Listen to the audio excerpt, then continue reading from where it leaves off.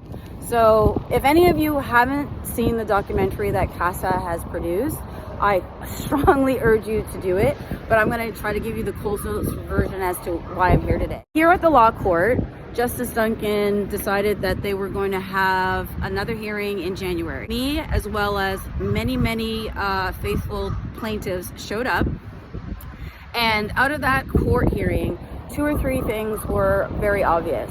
One, Halifax is trying to minimize the argument by saying that landowners can't be minors.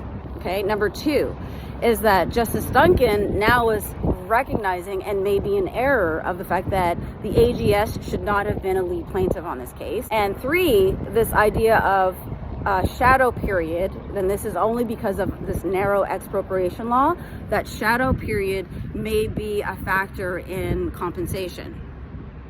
Okay, let me break it down for you.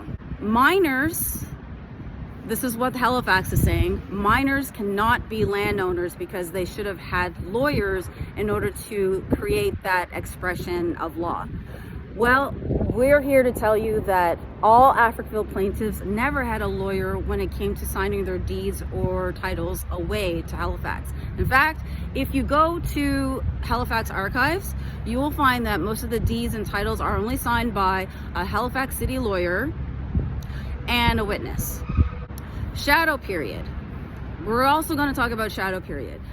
There's an issue with this because of those deeds and titles that were signed only by one lawyer, and that most Africvillians did not have lawyers when they were signing it, means that shadow period is something that is questionable because they erred when they actually signed those original documents. So when we're talking about compensation, that shadow period in effect really means that it is from the time that that document was signed all the way up to present day. So when you're talking about compensation, we're talking about millions. We're not talking about thousands.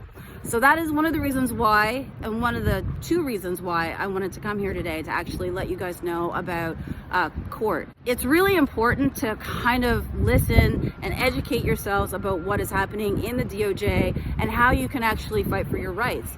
That's one of the reasons why we did the documentary.